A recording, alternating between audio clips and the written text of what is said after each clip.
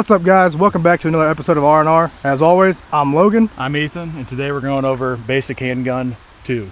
So today we're going to talk about a few different things. We're going to get started though with one of the most important things when it comes to concealed carry, and that's going to be proper holster selection.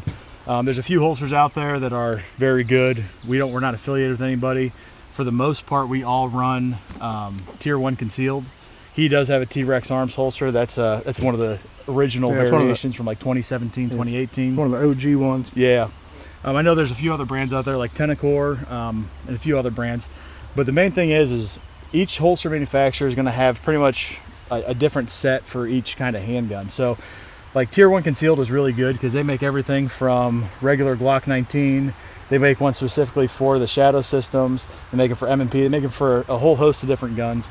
And they also make them custom to whatever light you have on there. You can get them for, you can get them to where they're deep cut so you can have an optic, all that stuff. So I've had really good luck with Tier 1 concealed. They are a premium brand, so you're going to be paying a lot of money for an inside the waistband holster. Today we're pretty much going to be talking about what the majority of people use, and that's going to be appendix carry. I personally don't know anybody still that carries outside the waistband inside the waistband at the 330 position. Everybody's pretty much going to appendix just because of the benefits. So I mean, the benefits of that are if you're in close to somebody, you can get to that gun right here close. You don't have to like do this. Or if you're back to somebody, you're not telegraphing what you're doing. You can kind of keep everything in close, grab the gun. So appendix carry is a very popular way of shooting right now. You do have to be careful. You have to weigh the pros and the cons. I mean, you are pointing the muzzle of your loaded firearm at a very sensitive area. So yeah, I mean, as long as it's inside of a good holster that's covering the trigger well and it's not a SIG 320, you're probably going to be all right. No, you're not wrong.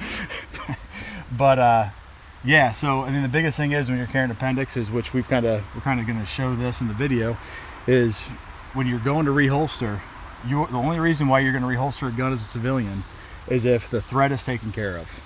So the threat's taken care of, the threat's down, look at what you're doing. Make sure you're visually inspecting and make sure there's no shirt, strings, there's not something in the holster that can get stuck up in the trigger and make the firearm go off.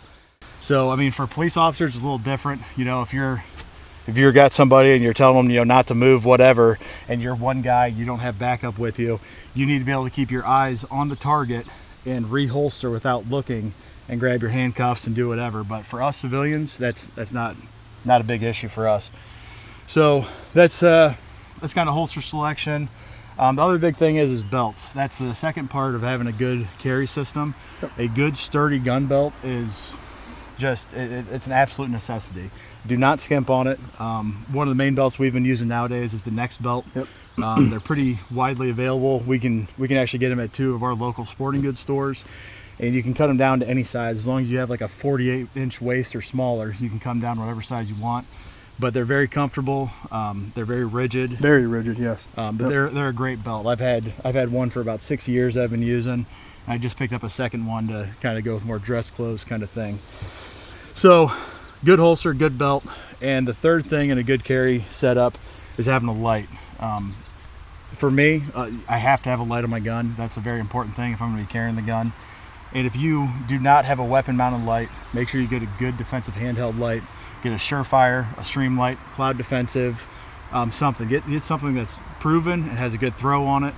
And also practice shooting with that light. Even if it's during the day like this, practice the different techniques of, however, doing the pinky method, holding underneath your gun, whatever.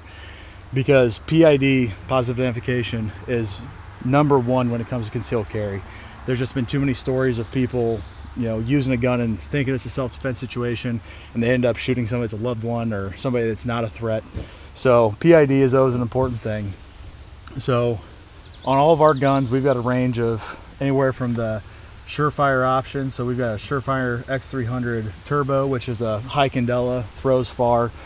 X300 Ultra 1000, so that's more of an area light. We've got the old school X300 500 lumen. We've got TLR1, TLR7. So at the end of the day, whatever light you go with, it's going to be better than no light at all. The other thing that we're going to talk about real quick too is the difference in size of firearm. I always recommend you carry the largest firearm that you can comfortably, because if the gun's not comfortable to carry, you're just not going to carry it. You're going to end up leaving it at home, make excuses, think, oh, I'm going somewhere that's going to be safe. So like this is going to be a Roland Special. This is a full-size firearm because it's got the comp on the end. It makes it the overall length of a Glock 34.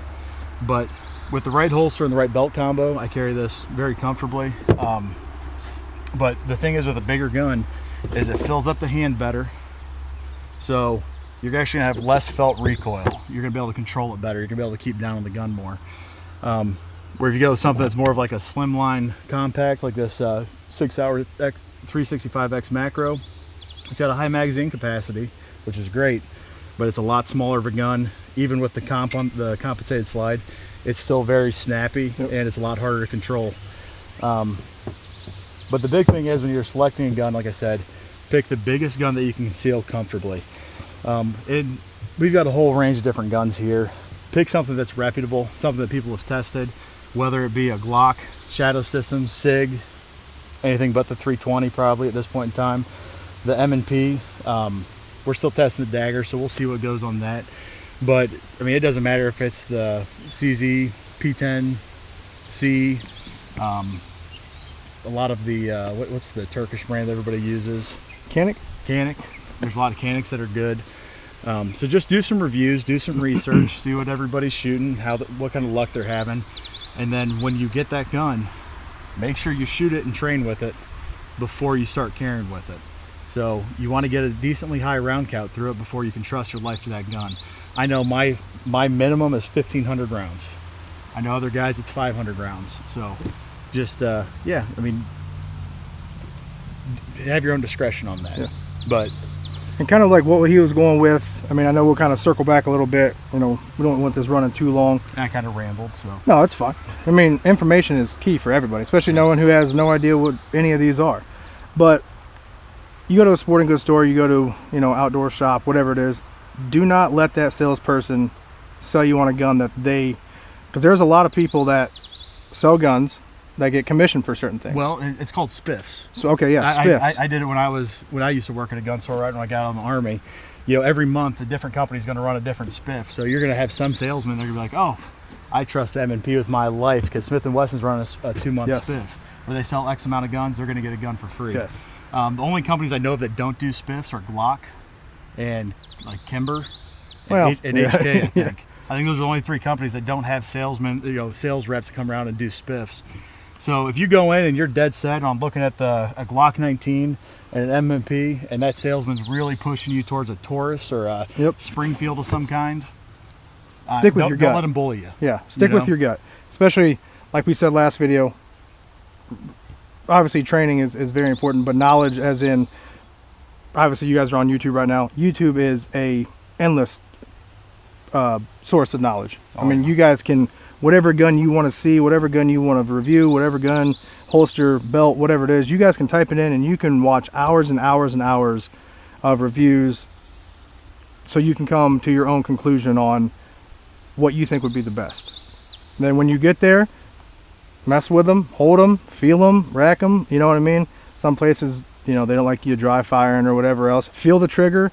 I mean, there's a lot of different things that go into just, oh, I like that gun because it's blue, it's pretty. Yeah. You know, there's a lot of things that go into purchasing a firearm, especially when it comes to having the firearm depending on you for your, you know, for your loved one, for yourself, for a self-defense situation. You know, you want to get something that goes bang every time.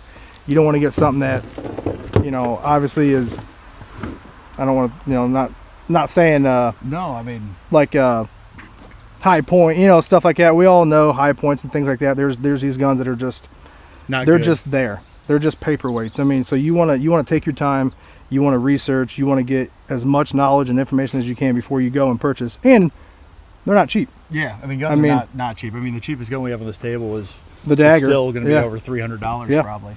Yeah. And also, the other thing is when you're doing research on a handgun and you're trying to decide what you want to buy, just keep it realistic as well, because we all love going and watching Grand Thumb's torture tests where he freezes the guns and does all this stuff, and that's cool and all. And yeah, you're going to see the M&P and the Glock and, you know, a few other manufacturers really shine in that. But also be realistic. If if you're carrying the gun in a good holster, I mean, most of these guns that we have presented here are going to do pretty good with dirt, water ingress, everything like that. And also, to be realistic, like you said, you've got to pick the right gun that you're going to carry and you're going to use, because at the end of the day, we would all love to use a rifle like an AR-15 with a suppressor on it for home defense. In the perfect scenario, we would. But you hear a bump in the night, 9 times out of 10, that gun you took off at the end of the night, you set on top of your dresser, you set in your lock box, whatever it may be, that's going to be the most accessible, quickest gun for you to grab. So make sure you practice with it, make sure you're good with it, because in a perfect world, yes, I'm grabbing an AR. But in an unperfect world that we live in, I'm going to probably be grabbing the handgun I just took off. So that is a very important thing. I mean, I guess with that being said, guys, instead of us rambling and trying to, throw some more facts out and everything, this will be a continuous series, I think. I mean, we're already on episode 2. We'll keep on going. You guys in the comments, keep plugging what, information that you want. Hey, what about this? What about that? Hey, how do you do this? How do you do that? So we can have a little bit more ideas for content that is not just things that we do, but things that you guys actually want to see, things that you guys actually want us to teach, and for knowledge for you guys. And even if we don't incorporate it in a full-length video, we're going to do our best to make it short about it. Something to give you that information, because we do have a lot of experience when it comes to the firearm world. I've been in defensive shooting for, defensive handgun shooting for almost 18 years now. So I've instructed different classes. I've had tons of classes by different instructors. He's taken a lot of classes. He's shot with me for years now. So, but yeah, I mean, and with that being said, guys, as always, make sure you do like, comment, subscribe. And we'll see you guys next time with your daily dose of R&R. We'll see you guys.